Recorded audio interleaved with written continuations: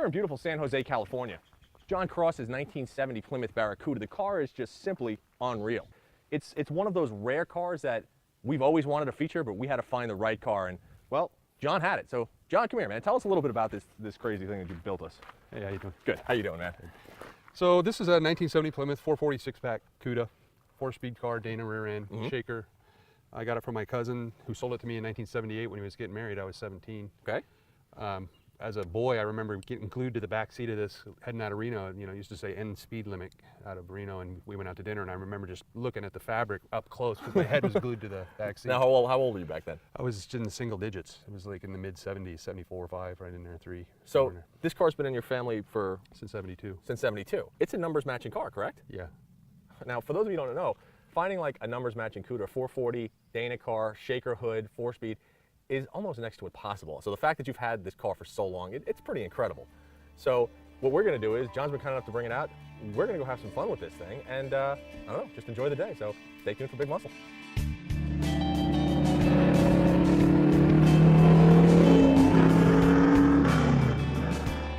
From 1964 to 1969, the Plymouth Barracuda was a small sports coupe that shared much of its underpinnings with the economy-based Plymouth Valiant. And although it looked good, it didn't possess the performance that many muscle car enthusiasts of the 1960s demanded. However, in 1970, that all changed when Plymouth's Fast Fish received entirely new sheet metal from front to back, as well as a host of engine choices that ranged from the Little Slant 6 to the fire-breathing 426 Hemi. That engine, when combined with the right color combination, helped secure it as one of the most sought-after muscle cars in existence. So you might think that starting a car like this would be kind of a piece of cake, but in reality, it's not. I mean, you're talking about a car that's 13-to-1 compression, runs at 100 octane, and well, there's a couple of procedures involved. So, step 1, key in the ignition. Step 2, make sure the parking brake is on. Step 3, flip the ignition on. Step 4, pop the car out of reverse. Turn the key, put the battery on. It's because it's got reverse lockout. We want to make sure it's out. Pull it back, done, out. Give it a crank. It's going to take 2, it'll start on number 2. And now, you are ready to go unleash 700 horsepower on public roads with 100 octane of fun.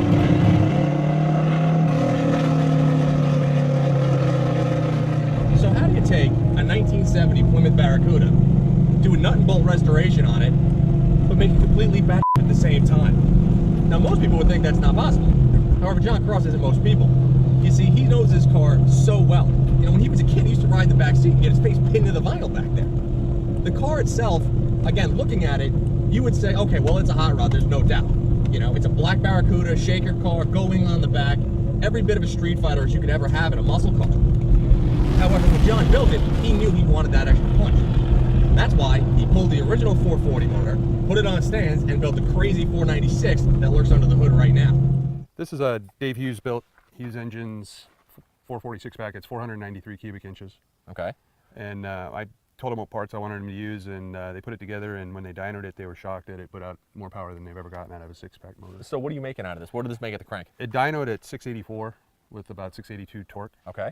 And I've done some mods to it since then, so it's pushing 700 probably right now, maybe a little more. I tried not to take away from the originality of the car. All the stuff that's on it can be unbolted and put back to stock, but I needed more power. I needed some comfort. Right, because you need 700 horsepower.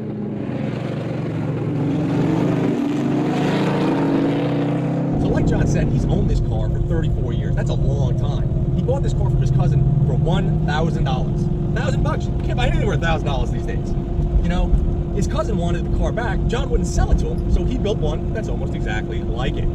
I have a feeling John's laughing the entire time because he actually got the real deal. His cousin, I don't know if that's a numbers matching car or not. We know that this one is. Now, what John said when we got in this car was, hey Mike, just so you know, you're the only guy who's ever driven this car, aside from me, in the last 3 decades. It's a little frightening, I'll be honest with you. John's not a small guy. Now, it's an honor and a privilege for us to drive this thing. Now, you guys at home, you might not think of it as an honor, but it is. And if you know muscle cars, you'll know that this is one of the rarest and the most sought-after ones out there.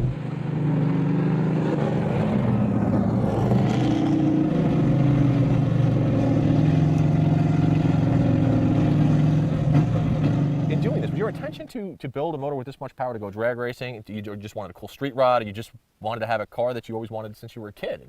the latter. I've been in this car since I was in the single digits in age, and I remember back then when you're a kid, it seemed so much bigger than life. And when I grew up, I needed more than the stock. I've driven stock 446 pack cars before, and I just wanted more. But I wanted reliability, I wanted air conditioning, I wanted an electrical system that could handle the modern add-ons without stressing. So, but to handle all this power, let's kind of walk back to the rear, because obviously you had to update suspension, chassis, rear end, transmission. It's got an aftermarket fuel system that I had Rick's Tanks do a tank for me in stainless to add more fuel, because I wanted to have a little more range.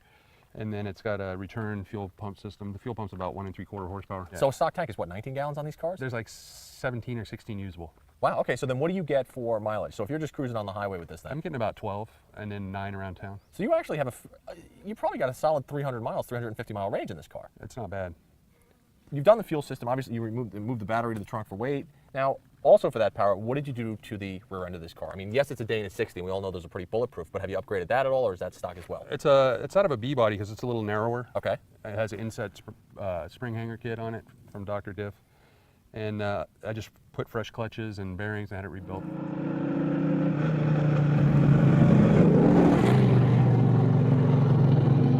The way this car is set up, it's not a canyon car, and it was never meant to be. This car is a straight line bullet machine. Everything was built for that. Now, has he upgraded the suspension? Sure he has. I mean, it's got AFCO adjustable shocks, subframe connectors, and Caltrax. In a straight line, that's all well and good. That means when you put the power down, the big tires in the back, the 335, they're going to stick and they're going to keep you pointed on the straight and narrow. However, in the corners, on a bumpy road like this, I'll be honest with you, we're bouncing all over the place. The seats are typical 1970 buckets, which means they offer little if no support. Throw this car into a corner, you don't have anything to hold on to. So your passenger, odds are, is going to slide either into you or be pinned against the door, and there's nothing they can do about it. If you don't like somebody, it's a great way to get rid of them. But if you do, I suggest you put something in this car so they can hold on. John spent loads of time and countless hours doing research on how to make this thing quiet. And I'll be honest, it's one of the quietest muscle cars I've ever been in. I mean, I'm talking to you right now, there's no wind noise coming in through the windows. The exhaust is out the back, and it's great. I mean, it's really not that obtrusive. Now, one of the things that John did do, because he wanted to have that typical hot rod FU in the car, was he installed dumpers. And as you know on this show, we actually love dumpers. So by hitting this button right here, we can open them and make it sound like that.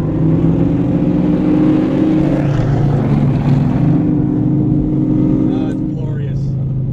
Absolutely glorious. And the car just sounds, I mean, it just sounds vicious.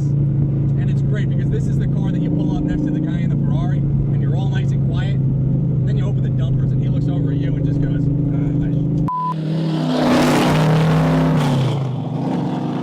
The hooligan in me would love to own this car to just go out and just embarrass people and have fun and play street racing.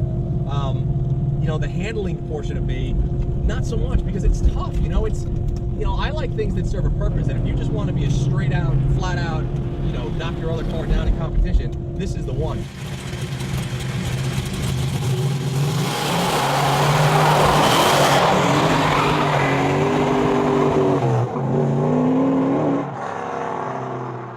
This thing is a handful, and plus I'm just too damn big. I mean, I gotta work this thing. Like I said, the steering wheel down by my gonads is not really a happy place right now for me. Otherwise though, this thing is, it's a lot of fun. It just makes you feel like a 4-year-old kid playing with Hot Wheels cars. Something that you generally don't get to do as an adult. I mean, you do, but people just look at the fun. Was your idea always from, you know, when you first got the car to do a nut and bolt resto on this thing? Yeah, I've always wanted to, and I had to wait for quite a number of years to be able to get in a position where I had a place to do it, the tools to do it, the knowledge to do it, and the money to do it. Okay. And it was just a labor of love, really. So how many hours do you think you personally have in this car? Thousands. Thousands of hours. Probably close to 3. But I paid $1,000 for the car in '78. So to buy a CUDA for $1,000, this car, and right now I have a feeling this car would probably go for the minimum of the 6 digit, somewhere in the 6 digits. Been offered a lot of money for it, but not that. And would you ever sell it? If the right offer came in, I probably would. Okay. You know, anything's possible. I love the car. It's been in the family since '72. Yeah, it'd be tough to get rid of, I would think, right? Yeah, and there's no rust in this car. It's one of the most solid E-bodies I've ever seen. All right, today's coming to an end in the San Jose Canyons. We spent the day with John Cross and his wicked 1970 Plymouth Cuda. I mean, in the annals of Mopardom, it really doesn't get much better than this. I mean, 446 pack car, Dana rear end, 4-speed, triple black. I mean, this car goes as good as it looks. I mean, the car is just evil from every perspective. Now, granted, it's not a canyon car, but it's a straight line animal that we love, and it's been a privilege to hang out with John and drive the car today. So guys, can't thank you enough. Stay tuned for more Big Muscle next week. Oh my God, my kid. This would be the worst car to drive if you have to pee. Like if you got a full bladder and you're going down this road, oh my God, you'd be peeing all over your leg. I have a feeling it was also to intimidate every father who had a daughter. Because if I had a daughter and some kid showed up in this thing to pick her up, there is no way in hell she'd be going out on a date with this guy. Never gonna happen. Because the only thing he's trying to do is squeeze her skinny ass in the back of that seat and play ping pong back there. That's not gonna happen. Oh, that probably won't make it into the video, huh?